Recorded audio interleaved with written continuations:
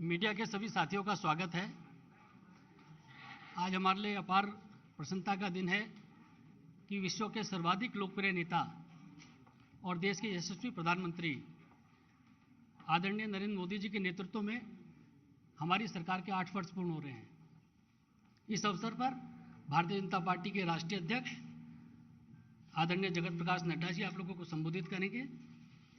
मंच पर भारतीय जनता पार्टी के वरिष्ठ नेता, देश के शिक्षा मंत्री आदरणीय धर्मेंद्र प्रधान जी विराजमान हैं। भारतीय जनता पार्टी के वरिष्ठ नेता, भारत सरकार में महिला एवं बाल विकास मंत्री आदरणीय स्मृति जी मंच पर हैं। भारत सरकार में सूचना एवं प्रसारण मंत्री आदरणीय अनुराग ठाकुर जी हम लोगों के मध्य हैं। भारतीय जनता पार्टी के राष्ट्रीय महासचिव आदरणीय अरुण सिंह जी हम लोगों के मध्य हैं। भारतीय जनता पार्टी के राष्ट्रीय महासचिव सीटी रवि जी हम लोगों के साथ हैं। भारतीय जनता पार्टी के मीडिया विभाग के सह संयोजक संजय मयूख जी हम लोगों के मध्य हैं। इससे पूर्व कि राष्ट्रीय अध्यक्ष जी आप लोगों को संबोधित करें, भारतीय जनता पार्टी के द्वारा 8 वर्ष के कामकाज को लेकर एक गीत बनाया गया है। मेरा आदरणीय अध्यक्ष जी से अनुरोध है कि गाने को लोकार्पण करें। एक नीचे कर लीजिए।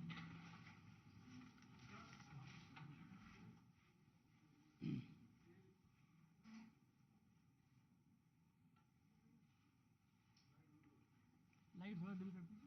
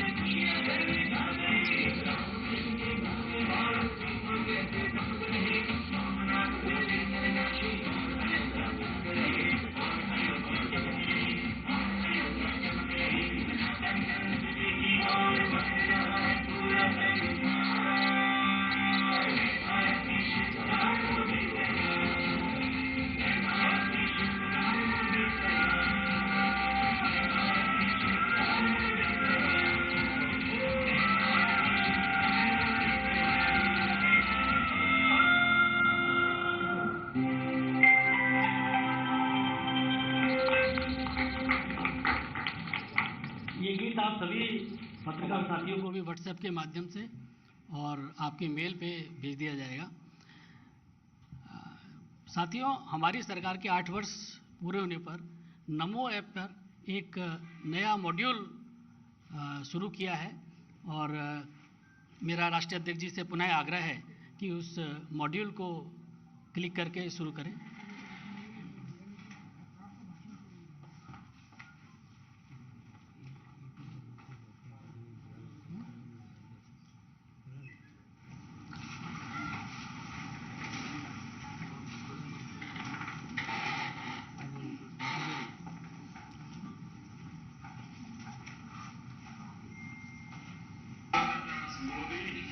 जिन्होंने गवर्नेंस का गुण तोड़ा और सरकार को सेवा, सुशासन और गरीब कल्याण के मंत्र से जोड़ा। 8 साल में देश ने देखा कैसे उनकी सरकार सेवा कर रही है बुजुर्गों की, बीमारों की, वंचितों की, दिव्यांगों की और जरूरतमंदों की।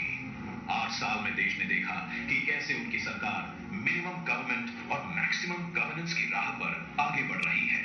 45 करोड़ लोगों के बैंक खाते खोलकर उनके हक का एक एक पैसा सीधे उनके खातों में पहुंचा रही है। कैसे बिचौलियों की छुट्टी कर रही है। 8 साल में गरीब नागरिकों ने महसूस किया कैसे मोदी जी ने उनके परिवार के सदस्य की तरह उनके घर, पानी, दवाई, बिजली, गैस, बीमा, राशन और पक्की छत भी सुनिश्चित की।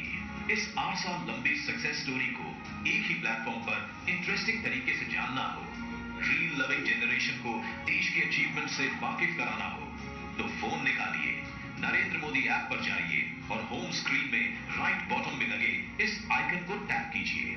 नरेंद्र मोदी ऐप हमेशा से इंटरेस्ट और एंगेजमेंट का कॉम्बिनेशन रहा है।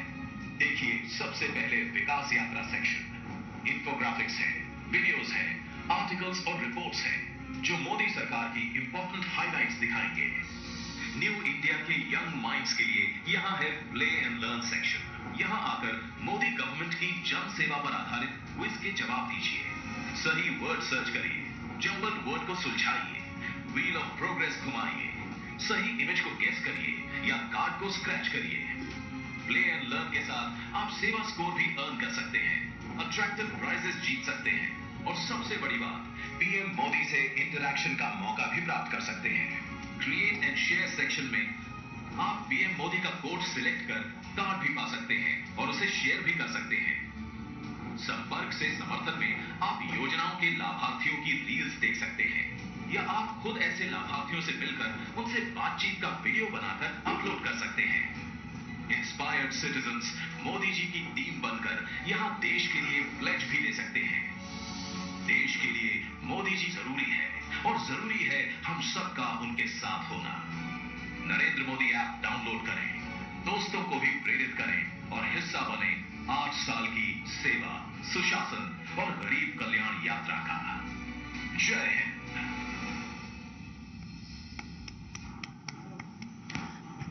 सभी मीडिया के साथियों को इस ऐप के बारे में और ये जो वीडियो है और अन्य जानकारी भी हम लोग ईमेल और आप लोगों को व्हाट्सएप के माध्यम से दे देंगे।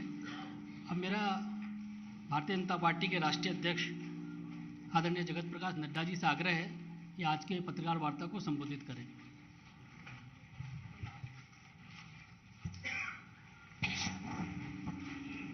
आज के इस पत्रकार वार्ता में मेरे साथ उपस्थित भारत सरकार में मंत्री धर्मेंद्र प्रधान जी, भारत सरकार में मंत्री बहन स्मृति ईरानी जी, हमारे छोटे भाई और सरकार में मंत्री श्री अनुराग ठाकुर जी, हमारे महामंत्री अरुण सिंह जी, सीटी रवि जी, हमारे तरुण चुग जी महामंत्री और हमारे अनिल बलूनी जी, संजय मयूख जी और यहाँ उपस्थित सभी पत्रकार बंधु, सबसे पहले तो आप सबका स्वागत है इस प्रेस कॉन्फ्रेंस में।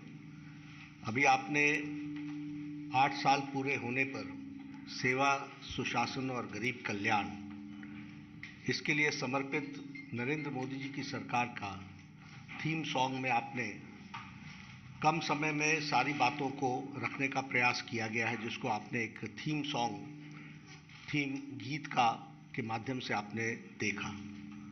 उसके साथ साथ आपने अभी एक वेबसाइट हमने लॉन्च की माइक्रोसाइट ये नमो ऐप पर इनोवेशन भारतीय जनता पार्टी का और विशेष करके नरेंद्र मोदी जी के कार्य करने में हमेशा हम सबको दिखता है। और उसी इनोवेशन के तहत प्रधानमंत्री मोदी जी ने नमो ऐप के तहत माइक्रोसाइट में जा करके एक नया मॉड्यूल खड़ा किया है जो इंटरेस्टिंग भी है, इंटरैक्शन भी है, इंफॉर्मेशन भी है और इनोवेशन भी है। और सबसे बड़ी बात यह है कि इस मॉड्यूल में को गेमिफाई किया गया है। एक खेल के माध्यम से ज़्यादा लोग इसमें इंटरेस्ट लें, यंग इंडिया जुड़े, यूथ जुड़े और वो इसको कैसे इस माइक्रोसाइट में जा कर के गवर्नमेंट के द्वारा किए गए प्रयासों के बारे में एक जानकारी हासिल करेगा।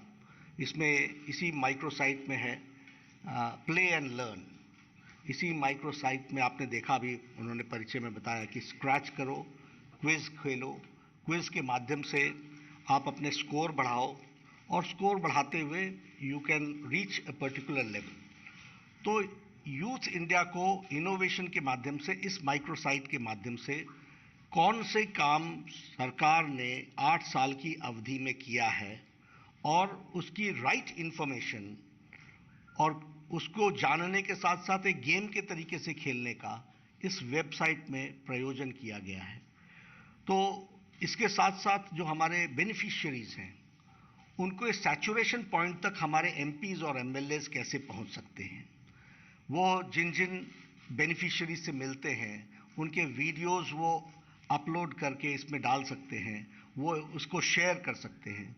तो हमारी कोशिश है कि एमपीज और एमएलएज भी इस माइक्रोसाइट का उपयोग करते हुए अपने अपने क्षेत्र में बेनिफिशियरीज के सैचुरेशन पॉइंट को, यानी लास्ट माइल डिलीवरी हो रही है कि नहीं हो रही है, इसको जानने के लिए और एमपी और एमएलए हमारे कितना इसका काम कर पा रहे हैं, इसको हमें जानने के लिए यह माइक्रोसाइट बहुत ही लाभकारी होगी। यानी वी आर ट्राइंग कि इस इनोवेशन के माध्यम से हम पार्टिसिपेटिव बनाएं और हमारे जो इलेक्टेड रिप्रेजेंटेटिव्स हैं वो रिस्पॉन्सिबल तरीके से उसको रिस्पॉन्ड करते हुए लास्ट माइल डिलीवरी में अपना उपयोग कर सकें। यह इसमें करने का उपयोग किया गया है। तो मैंने आपको एक छोटी सी जानकारी इस वेबसाइट के बारे में, एक बैकग्राउंड आपके सामने रखने की कोशिश की है। आज जब हम इस संवाददाता सम्मेलन में एकत्र आए हैं तो हम देश अमृत महोत्सव भी मना रहा है आज़ादी के, और देश 8 साल मोदी जी के सेवा, सुशासन और गरीब कल्याण, इसको भी मना रहा है। अब ये जो शब्द है सेवा, सुशासन और गरीब कल्याण, ये शब्द सिर्फ शब्द नहीं है, ये कोई ऐसे नहीं ढूंढ करके निकाले गए हैं। ये मोदी गवर्नमेंट की आत्मा है, ये मोदी गवर्नमेंट के काम करने का तरीका है, ये मोदी जी का, हमारे आदरणीय प्रधानमंत्री जी का सारे कार्यक्रमों को गवर्न करने के लिए किस दिशा में जाना है उसका एक तरीके से कहिएगा कि यह इस बैकग्राउंड में उन्होंने चलने का निर्णय किया है। ये हमको इसमें से समझ में आता है। मैं जब अब कम समय में 8 साल की गाथा तो बताना बड़ा मुश्किल है और किसी के लिए भी इसको कहना बहुत मुश्किल है, लेकिन हम अगर पहली बात कहेंगे तो मैं मानता हूं कि आदरणीय प्रधानमंत्री जी ने भारत की राजनीति की संस्कृति बदल दी है। The culture of Indian polity has changed और सरकार के कार्य करने की शैली भी बदल गई। पॉलिसी पैरालिसिस से चलते हुए हमने एक लंबी यात्रा 2014 से लेकर के हमने एक लंबी यात्रा की है। Today we see a responsible government, today we see a proactive government, today we see pro-responsive government, और यह हमारे अंतिम पायदान पे उसकी सेवा के लिए तत्पर दिखती हुई सरकार है। जो समाज है उसको मजबूती करने के लिए यह कमजोर है की बात करते हैं तो आप कल्चर और थी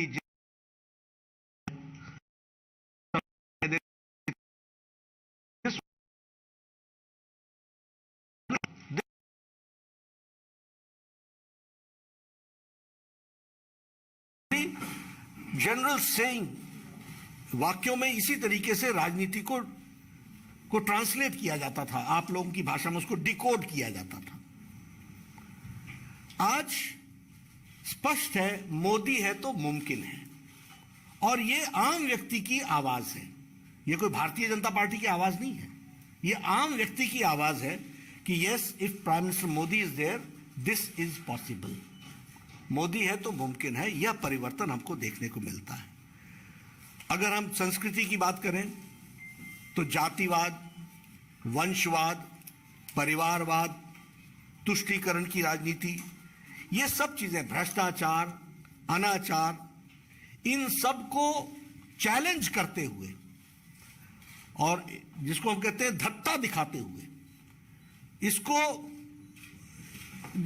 कन्फ्रंटिंग फ्रॉम द फ्रंट, आगे से लड़ाई लड़ने की मानसिकता के साथ प्रधानमंत्री मोदी जी ने 8 साल में काम किया है। और क्या किया है? सर्वस्पर्शी, सर्वसमावेशी विकासवाद की एक अविरल यात्रा, न रुकने वाली यात्रा, इसका प्रारंभ किया है। अगर इसी में हम देखें तो गांव, गरीब, वंचित, पीड़ित, शोषित, दलित, समाज के अंतिम पायदान पर खड़ा व्यक्ति, और उसके साथ जो हमारी स्कीम्स हैं वो सारी उसी तरफ जाती हैं जो महिलाओं को और युवाओं को सशक्तिकरण देता है। इस काम को आगे बढ़ाने का काम किया है, और आप सब जानते हैं कि उसका मंत्र सबका साथ, सबका विकास, सबका विश्वास, सबका प्रयास, इस बात को लेकर के हम आगे बढ़े हैं। अगर अंत्योदय की बात करें तो गरीबी उन्मूलन का विषय, उसको हम लोगों ने बहुत तीव्र गति से आगे रखने का प्रयास किया है। नेशन फर्स्ट ये कहने के लिए नहीं था, मैं आगे आकर के आपको बताऊंगा कि हमारे सारे प्रोग्राम्स कैसे नेशन फर्स्ट की तरफ हमारी पॉलिसीज डायरेक्ट हुई हैं, उसको भी हमको समझने की आवश्यकता पड़ेगी। और ये जो बदलाव की कहानी है, यही हमारी प्रगति की निशानी रही है। पहले स्कीम्स कागज पर बनती थी, मैं एक लंबे समय तक एमएलए भी रहा हूं, मुझे मालूम है जमीन पर कैसे काम होता था। कागज पर स्कीम बनती थी, कागज पर ही इंप्लीमेंट हो जाती थी और कागज पर ही उद्घाटन हो जाता था। आज डिक्लेरेशन से लेकर इंप्लीमेंटेशन तक everything is being monitored in letter and spirit, नीचे तक उसकी मॉनिटरिंग हो रही है और उसको आगे बढ़ाने का प्रयास किया जा रहा है। अभी जो इकोनॉमी की चर्चा हम करते हैं तो आपके ध्यान में आया होगा कि कोरोना की मार के पश्चात और यूक्रेन की लड़ाई के पश्चात भी इंटरनेशनल मॉनेटरी फंड ने, हमारे आईएमएफ ने गरीबी की रेखा को भारत में 22% से रिड्यूस करके 10% पर लाके खड़ा कर दिया है। दैट मीन्स 12% लोग बीपीएल के दायरे से निकल करके, गरीबी की रेखा से निकल करके आगे आए। उसी तरीके का दूसरा प्रोजेक्शन रहा कि जहां अति गरीब की संख्या 1% थी, वो भी रिड्यूस होकर के 0.8% आ गई है और उसको भी स्टेबल रखा है। ये सारी कोरोना की लड़ाई में, कोरोना के आपदा में और इसके साथ साथ बाकी सारी चीज़ों में। अगर हम फॉरेन एक्सचेंज के रिजर्व्स की बात करें तो वो डबल हो गई है। और मैं आंकड़ों में आपको रख रहा हूँ, सिर्फ कोशिश कर रहा हूँ कि एक गो थ्रू हो जाए, सो दैट आपकी मेमोरी लेन में भी वो रिफ्रेश हो जाए। For that only I am just trying to put the picture in front of you. $300 billion US dollars से बढ़ करके $600 बिलियन हमारा फॉरेन एक्सचेंज रिजर्व हो गया है, जस्ट डबल्ड। उसी तरीके से आप देखिए प्राइमरी स्कूल्स, हमारे शिक्षा मंत्री जी बैठे हैं, 70 सालों में शिक्षा विभाग ने 6,37,000 स्कूल्स बनाए थे और हमारे इस 8 सालों में 6.53 लाख हमारे प्राइमरी स्कूल्स बने हैं। इसलिए यूनिवर्सल एजुकेशन की दृष्टि से जहां हम आगे बढ़े हैं, वहीं पर पर्सन की प्रॉफिट, वो भी इनकम भी डबल हुई है। 2014 में हमारी per year income average was 79,000, today it is 1,50,000। और ये मैं आपके सामने आंकड़ों के साथ रख रहा हूं इसलिए कि आपको स्टैटिस्टिकली समझ में आए कि what difference Modi government has made. उसी तरीके से अगर हम देखें प्रोडक्शन इन फूड ग्रेन्स, तो ये 255 मिलियन टन से बढ़ करके 316.06 मिलियन टन हो गया है। अगर हम एक्सपोर्ट्स की बात करें तो अभी जो ये लास्ट फिस्कल ईयर गया इसमें 418 बिलियन डॉलर्स का एक्सपोर्ट हुआ। यानी now India has become a major exporter country. 418 billion US dollars का हमारे यहाँ वो हुआ है। आईएमएफ का जो ग्रोथ रेट प्रोजेक्शन है वो जहाँ अमेरिका का 4.4 है तो इंडिया का 8.2% है। तो ये भी हमको ध्यान में रखना चाहिए कि ग्रोथ रेट का प्रोजेक्शन हमारा कैसा है।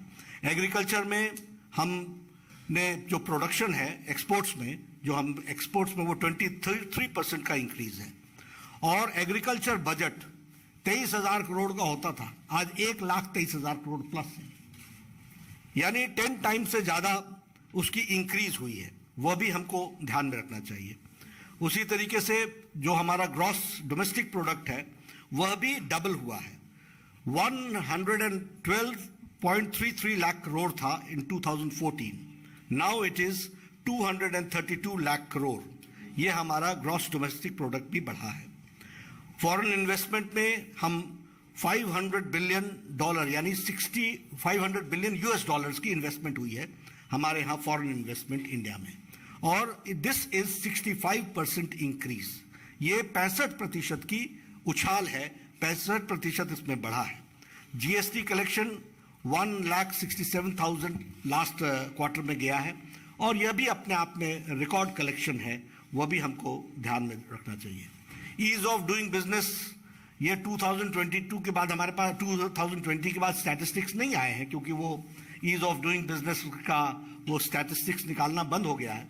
लेकिन last is it started from we were on the 142 number and the last was 63, we had reached 63, और आज 2022 में निश्चित रूप से हम और आगे ही बढ़े होंगे। उसके स्टैटिस्टिक्स हमारे पास नहीं है। उसी तरीके से हमारी $3 ट्रिलियन की यूएस डॉलर्स की इकोनॉमी हमारी बनी है और टारगेट इज $5 ट्रिलियन इकोनॉमी हमको बनानी है। तो उस ओर हम प्रगति के साथ आगे बढ़ रहे हैं। कभी हम लोगों ने नहीं सोचा था कि गांधी के नाम पर कांग्रेस के लोग 70 साल राज करके खादी के नाम पर राज करेंगे और खादी का वो बुरा हाल 70 साल में करेंगे। आपको जान करके खुशी होगी कि इस साल का टर्नओवर 1,15,000 करोड़ है और फास्टेस्ट मूविंग कंज्यूमर गुड बन गया है हमारा खादी। ये हमको समझना चाहिए कि आज खादी को कितना वो दिया गया है। हमारी गवर्नमेंट की स्कीम्स का 100% गवर्नमेंट असिस्टेंस जो है उसको देने का प्रयास किया गया है। गरीब Kalyan Anna Yojana, this has been appreciated world over.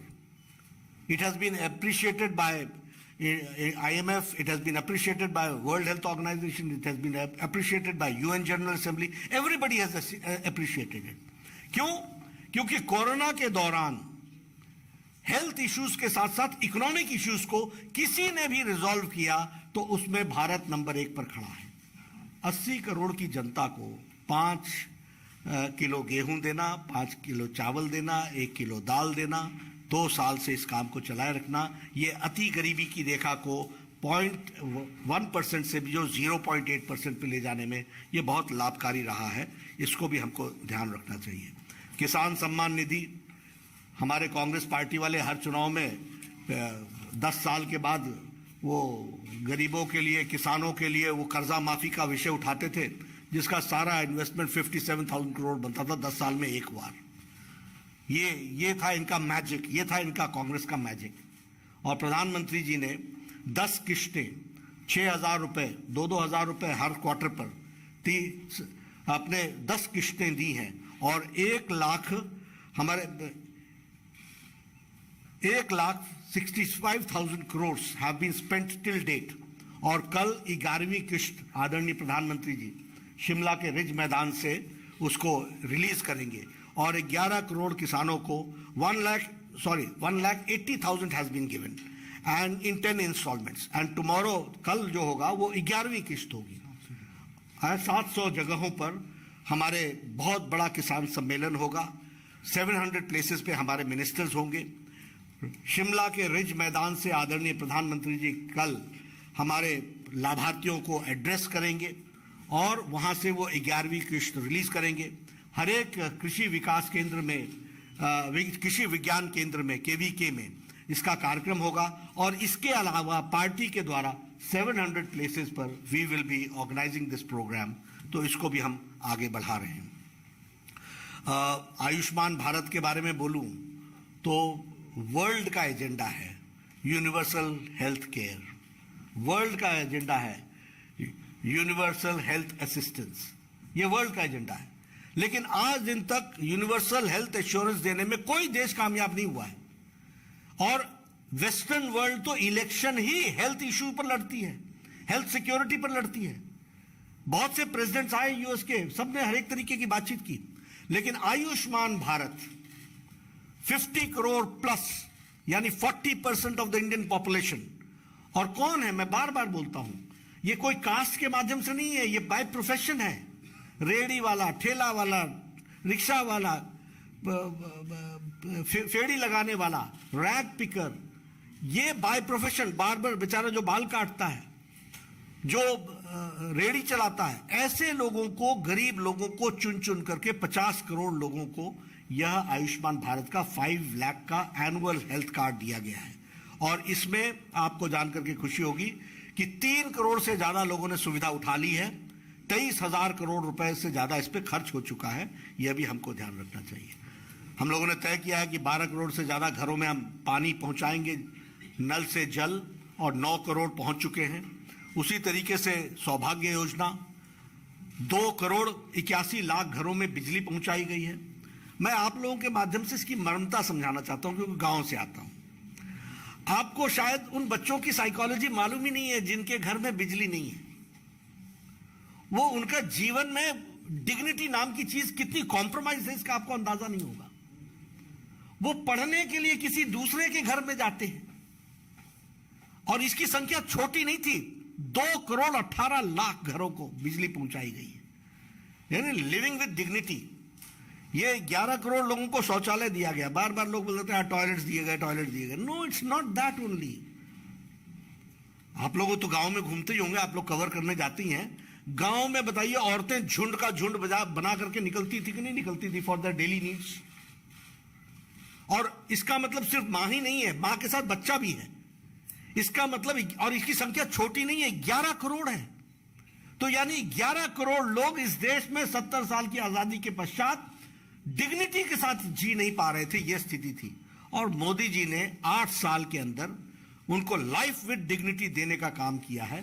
130 crore की जनता में 11 करोड़ महिलाएं हों, और 130 करोड़ की जनता में एक एक बच्चा भी होगा तो 11 करोड़ बच्चे हों, तो ऐसे देश को अगर हम कहें कि सेवा, सुशासन और गरीब कल्याण, तो इसका ट्रू अर्थ हमको इसमें से समझ सकते हैं, इसको हम जान सकते हैं। जल जीवन मिशन की मैंने आपसे बात की। हमारे बगल में बैठे हैं पूर्व के पेट्रोलियम मिनिस्टर, उज्ज्वला योजना इन्होंने आदरणीय प्रधानमंत्री जी के प्रेरणा से उसको शुरू की, 9 करोड़। और मैं तो बार बार लोगों को बोलता हूं कि हेल्थ का इशू देखिएगा तो पल्मोनरी डिजीज, और पल्मोनरी डिजीज के साथ साथ ये लंग्स का इन्फेक्शन, ये महिलाओं का कम हुआ।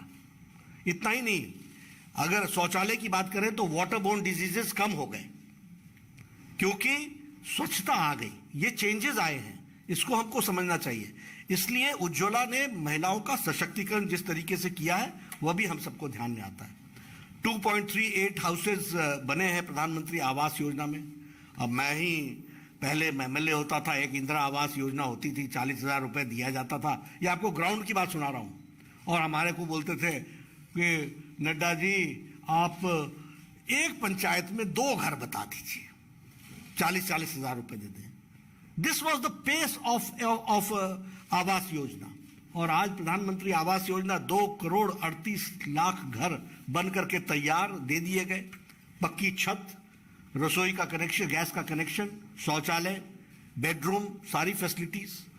उसी तरीके से हम अगर आत्मनिर्भर की बात करें तो हर गरीब को घर मिले, बिजली मिले, पानी मिले, गैस का कनेक्शन मिले, हर गांव को इंटरनेट मिले, अब देखिए, आप और हम तो इंटरनेट में रहते हैं, इंटरनेट के युग में रहते हैं। पूछते हैं कहीं रात को गुजारना पड़ जाए तो हमारा पहला प्रश्न होता है यहाँ वाईफाई है, यहाँ पे जैसे एज इफ मेरी दुनिया ही समाप्त हो जाती है। This is our lifestyle. आप उन गांवों की बात सोचिए ना, और गांव कितने हैं? 6 लाख प्लस 6 लाख, और सबको इंटरनेट से जोड़ना, ऑप्टिकल फाइबर से जोड़ना, ऑप्टिकल फाइबर के साथ का नेटवर्क बिछाना, ये काम 8 साल में हुए। 8 साल बेमिसाल की कहानी मैं आपको सुना रहा हूं, और ये है उनको एम्पावरमेंट देना, उनको लाना। मैं बार बार एमएलए का जिक्र करूंगा, लेकिन हमारा एक्सीएन हमको बोलता था कि आपके बजट में 40 लाख हैं, आपके 40 सड़कें हैं, आप बताइए 1-1 लाख सब में डाल दूं, या आप कोई 2 सड़क बताएंगे तो मैं 20-20 लाख दे करके 2-2 किलोमीटर 3-3 किलोमीटर उसको बना दूंगा। This was the plight, and today 6 lakh villages are being connected with all weather road. यह है प्रधानमंत्री ग्रामीण सड़क योजना का रूप, जिसको हमको समझना चाहिए। इसी तरीके से अगर हम इंफ्रास्ट्रक्चर की और बॉर्डर रोड्स की बात करें तो हमारे पास 6,769 किलोमीटर्स की रोड्स और ब्रिजेस सिर्फ ये जिसको हम कहते हैं बॉर्डर एरिया में, चाइना के साथ लगे हुए बॉर्डर एरिया में 6,763 किलोमीटर्स की रोड बनी है। 15,000 मीटर्स की ब्रिजेस बने हैं जो उसको आगे बढ़ा रहे हैं। आपको ये भी मालूम होगा कि 100 सैटेलाइट्स एक साथ लॉन्च किए गए, कभी सोचा नहीं था, और भारत ने इसमें भी एक अपना स्थान स्थापित किया। चंद्रयान और मंगलयान के मिशन पर फोकस करके हम काम कर रहे हैं। विमेन की बात अगर हम करें तो उसमें भी सेल्फ हेल्प ग्रुप से लेकर के सुकन्या योजना से लेकर के मातृशक्ति की बात करते हुए, और यहां मैं आपके सामने एक बात जरूर बताना चाहूंगा। कभी आप लोगों को इसकी कल्पना नहीं हुई होगी, लेकिन मैं शेयर करता हूं। Right from conceiving of a woman till delivery with all complications, ये सारे की सारी चिंता भारत सरकार कर रही है। ये आप इसको समझिए कि किस तरीके से मैटरनिटी इशू को, महिला के इशू को प्रधानमंत्री जी ने एड्रेस किया है। ये छोटी घटना नहीं है। The day a woman conceives, right from that day टीकाकरण शुरू हो जाता है। हर 2 सप्ताह बाद उसकी चेकिंग शुरू हो जाती है। वहां से डिलीवरी तक, डिलीवरी के लिए ट्रांसपोर्टेशन, इंस्टीट्यूशनल डिलीवरी करा करके वापस उसको पहुंचाना, उसको उसके लिए व्यवस्था करना, ये सारी चीजें भारत सरकार ने विमेन की डिग्निटी को ध्यान में रखते हुए करने का काम किया है। यह भी हमको ध्यान में रखना चाहिए। एक विषय मैं जरूर कहूंगा कि हमने संस्कृति की भी रक्षा की है, और चाहे वो भव्य राम मंदिर बनने का सवाल हो, चाहे वो भव्य काशी हो, चाहे हमारा भव्य और दिव्य काशी हो, महाभारत सर्किट हो, बौद्ध सर्किट हो, रामायण सर्किट हो, केदारनाथ का पुनरुद्धार हो, सोमनाथ का विकास हो, और स्टैच्यू ऑफ यूनिटी, यह भी मॉडर्न इंडिया का एक तरीके से भारत के इतिहास को प्रतिलक्षित करने का एक बहुत बड़ा एक केंद्र बना है। इसको भी हमको ध्यान में रखना चाहिए कि ऐसा। और इसके साथ साथ मैं यह भी जरूर कहना चाहूँगा कि नेशनल हमारा ये डिफेंस का अपना war memorial, national war memorial कब का कॉन्सेप्ट था? 2014 में मोदी जी ने क्लियरेंस दी, 2019 में बना करके खड़ा कर दिया। ये सारी चीज़ों के प्रति जो काम हुआ है, पंचतीर्थ की बात हम करते हैं, मऊ से लेकर के लंदन में जहाँ डॉक्टर अंबेडकर पढ़े, वहाँ से लेकर के कहाँ उन्होंने अपना ये महापरिनिर्वाण हुआ उनका, कहाँ उन्होंने दीक्षा ली, ये सारी जगहों को पंचतीर्थ के रूप में विकसित करने का काम यह भी भारत सरकार ने आदरणीय मोदी जी के नेतृत्व में किया है। यह हम सब लोग जानते हैं। अगर हम दिवस के दृष्टि से देखें तो फिर संविधान दिवस, तो संविधान तो 26 नवंबर को निश्चित रूप से चर्चा में आ गया था, लेकिन संविधान दिवस मनाने का काम किया तो इस सरकार ने किया। सामाजिक समरसता दिवस का तय किया तो वह भी इस सरकार ने तय किया। विभाजन विभीषिका दिवस तय किया तो वह भी सरकार ने 14 अगस्त को तय किया। राष्ट्रीय एकता दिवस, उसको भी हमारी सरकार ने तय किया। जनजातीय गौरव दिवस, उसको भी हमारी सरकार ने तय किया। तो यानी ये दिवस भी अपने आप में भारत की संस्कृति और भारत के लिए काम करने वाले लोगों को, योग दिवस, इंटरनेशनल योग दिवस, वी वेंट ग्लोबल और दुनिया में उसका हमने एक स्थान बनाया, वो भी हम सबको ध्यान में रखता है। नॉर्थ ईस्ट की अगर हम बात करें तो नॉर्थ ईस्ट एक, जिसको हम कहते थे कि एक पिछड़ा इलाका, कटा हुआ इलाका, अलग से देखने का दृष्टिकोण, यह हमारी केंद्र की सरकार ने रखा था। उसकी मेन स्ट्रीमिंग अगर की गई है तो वह मेन स्ट्रीमिंग भी आदरणीय प्रधानमंत्री जी ने की है। बंद और ब्लॉकेड से निकल करके आज वह मेन स्ट्रीम में आज आया है। लगभग 50 टाइम्स हमारे प्रधानमंत्री जी का वहाँ दौरा हो चुका है।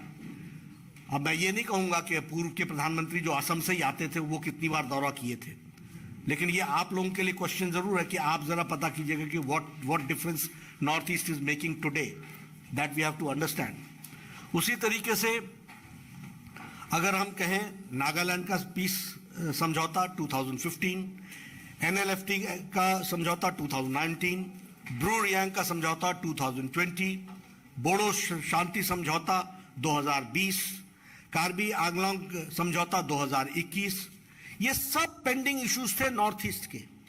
But I am giving you just a brief picture year wise कि नॉर्थ ईस्ट के कितने समझौते भारत सरकार ने किए और वहां पर पीस लाने के लिए क्या क्या काम हुआ है। उसी तरीके से जैसे मैंने कहा कि 1500 करोड़ का एक स्पेशल बजट का प्रावधान नॉर्थ ईस्ट के लिए किया गया है। फॉरेन पॉलिसी की अगर हम बात करें तो इंडिया फर्स्ट, हमारा इंटरेस्ट, देश का इंटरेस्ट, इसको ध्यान में रख करके उस पॉलिसी को भी बनाया है। पड़ोसियों के साथ विशेष ध्यान देने की योजना भी बनी। हमने अपने पड़ोसियों के रिश्ते मजबूत किए, गहरे किए। और इतना ही नहीं, अगर कोई देश पर संकट आया तो हमारे लोगों ने फॉरेन पॉलिसी का उपयोग करते हुए, फिर चाहे अफगानिस्तान से लोगों को लाना हो, यमन से लाना हो, यूक्रेन से लाना हो, और छोटी संख्या नहीं है ये ऑपरेशन गंगा, ये ऑपरेशन राहत, ये छोटी संख्या नहीं है।